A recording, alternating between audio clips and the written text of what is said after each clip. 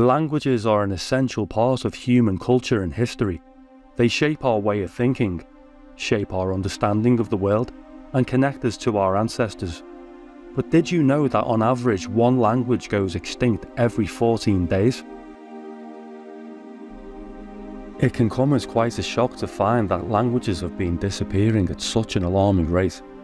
In fact, it is estimated that nearly half of the world's 7,000 languages are considered endangered by UNESCO.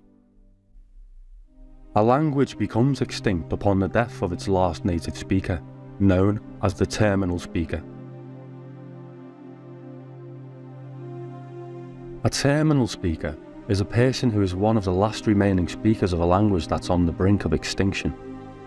They play a crucial role in the preservation of language, as they are often the last source of knowledge about the language and its cultural context.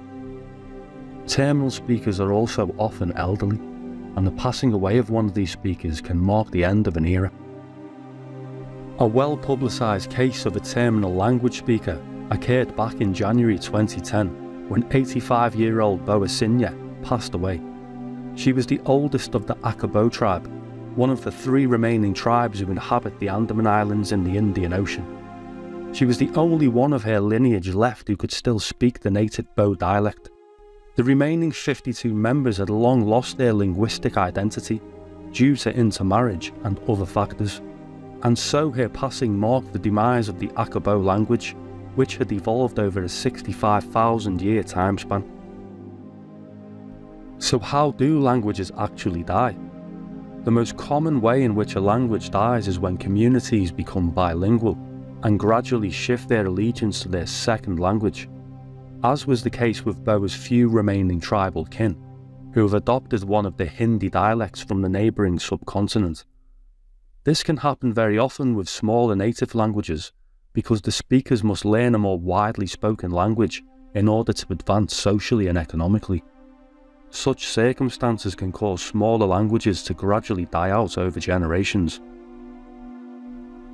Being a native speaker of English, a language with such a wide global reach, it's hard to imagine what it must feel like to be the very last person alive who can speak your native tongue.